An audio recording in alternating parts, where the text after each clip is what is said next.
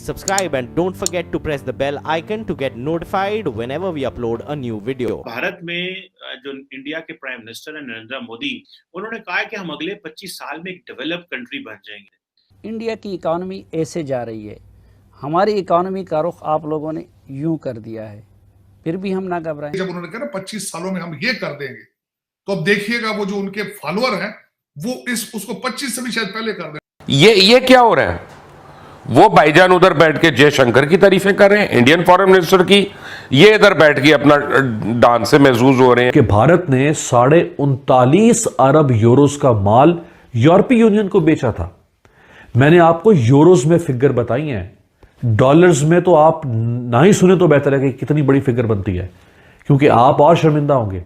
India ने उसके मुकाबले में उस वक्त सबसे ज्यादा उन्होंने की थी, बाइंग की थी, ले सस्ता मिल रहा था। आपने कभी गौर किया मरियम ने एक लफ्ज कभी इंडिया के खिलाफ नहीं कहा, नवाज शरीफ नहीं कहता, ये मुस्लिम लीग की लीडरशिप एज ए होल नहीं कहती, और जो लैंग्वेज उसने इस्तेमाल की घर में घुस के मारा वो उसकी लैंग्वेज थी मोदी की। 233 रुपए 91 पैसे फी लीटर मुकर्रर हो गई और मिफ्ता साहब को पेट्रोल बढ़ाने का फैसला इंतहाई मुनासिब लग रहा है। कहते बड़ा मुनासिब फैसला है। जब ज़मीर मर जाए ना, ज़मीर जब मर जाए तो फिर जुल्म भी मुनासिब लगना शुरू हो जाता है मेरे ख्याल से, और यही हाल इस वक्त मिफ्ता साहब का है। आपकी हिम्मत कैसी हुई कि एक तो आप अवाम पर महंगाई का जुल्म करते चले जाएं, फिर आप ऊपर से शर्मिंदा होने के बजाय ये कहें बड़ी ढिठाई के साथ कि ये मुनासिब फैसला है। पाकिस्तान ने 20 सालों में यूरोप के साथ इतनी तजारत कभी नहीं की होगी। दुनिया में सिर्फ फौज के डंडे से काम नहीं चलता, दुनिया में ताकतवर मैशत भी चाहिए होती है अपनी बात मनवाने के लिए। अगर हमारी मैशत भारत के हम पल्ला नहीं होगी तो हमारे डोजियर्स को उठाकर दुनिया डस्टबिन में फेंकती रहेगी। मैं जो क्वेश्चन कर रहा हूं ये रेफरेंस देके मोदी साहब का कि वो कह रहे हैं हम 25 साल में डेवलप हो जाएंगे और हम कह रहे हैं कि हम 75 साल में गलतियां हुई, हम अपने मुल्क को तरक्की नहीं दिला सके। तारड़ साहब वो फिर 1 अरब 40 करोड़ को लेके आगे की तरफ जा रहे हैं, हमसे 25 करोड़ नहीं संभाले जा रहे।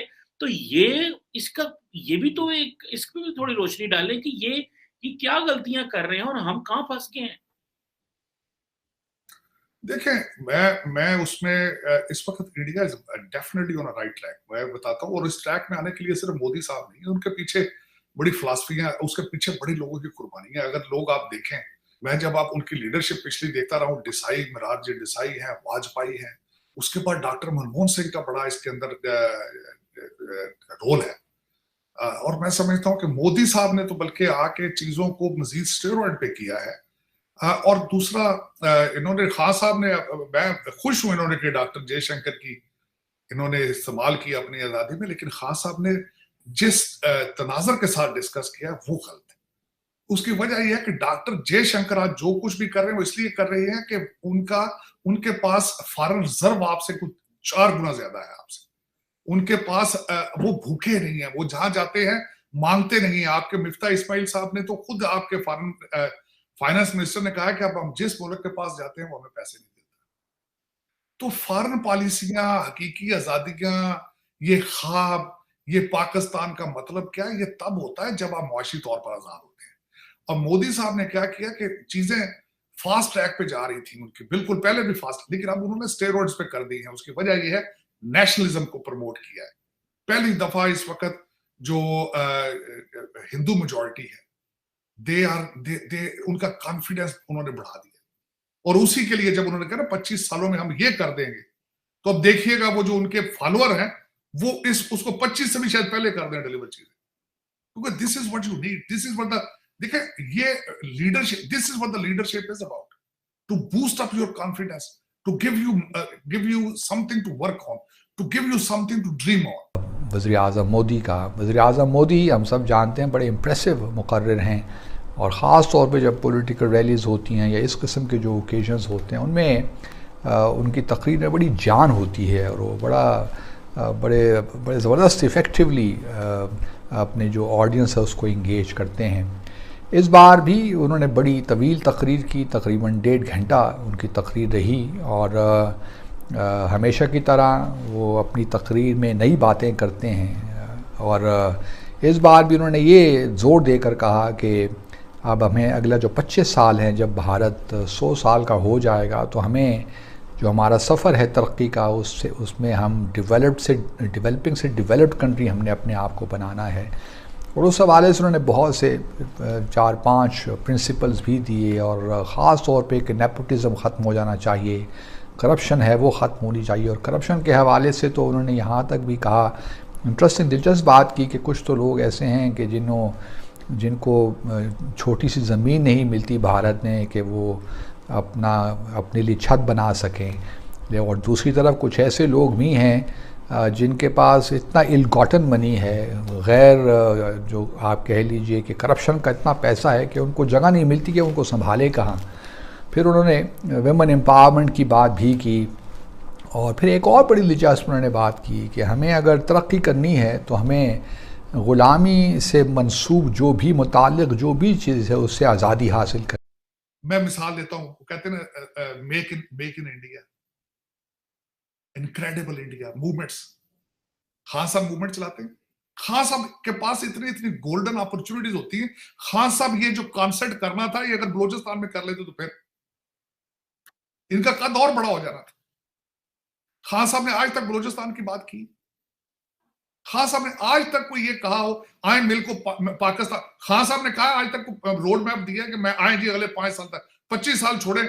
आज अगर कहें पाकिस्तान के हमने 5 साल तक कर्जे अपने खत्म कर देने, आए मिल के फलां चीज हम एक्सपोर्ट करेंगे, आए हम इंपोर्ट करना बंद कर दे, कभी कहा है किसी ने? नून लीग ने कभी कहा है? कभी पीपल्स पार्टी ने कहा? यही तो डिफरेंस है हमारा और भारत का।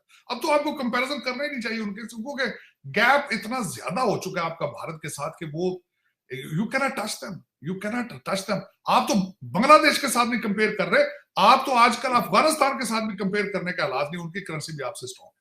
लेकिन ये कि आपको शीशे ही कोई नहीं दिखाता।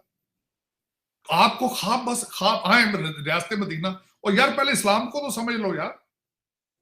इस्लाम ये कहता है कि मुल्क आपका सारे बेरोजगार वहां बैठे हो, सैलाब के मुतासरीन है, और आप यहाँ नाच गाने कॉन्सर्ट कर रहे हो। ये इस्लाम है आपका, ये कौमियत है आपकी। मैं सिंध के हिंदुओं की तो बात ही नहीं करता हूं, तो आप वैसे ही आप उनको समझते हैं थर्ड क्लास सिटीजन। उन बल्कि अच्छे मुसलमान हो तो उनकी भी मदद करें, जाके सर पे बिठाएं उनको भी। लेकिन ये कि किसी मोरालिटी हो, तब किसी को एहसास हो। मैं हमेशा ये कहता हूं चीमा साहब, आप सबसे पहले पैदा होते हैं एज ए इंसान, उसके बाद मुसलमान, हिंदू और सिख बनते हैं। लेकिन अगर जिसको इंसानियत का कोई दर्द नहीं है, उसको मजहब का क्या है? ये सिर्फ हमने एक रूप पहना हुआ है, कमीज पहनी हुई, मैंने हिंदू की शर्ट, मैंने मुसलमान की शर्ट पहनी है, किसी और ने हिंदू की शर्ट पहनी, किसी ने सिख की कमीज पहनी हुई। इनसाइड हम गंदे लोग हैं। हमने ना अपने मजहब को, हमने सिर्फ ये कारोबार बना रखा है मजहबों को। हम इसके स्पिरिट्स को नहीं देखते, इसकी ओरिजिनलिटी को नहीं देखते।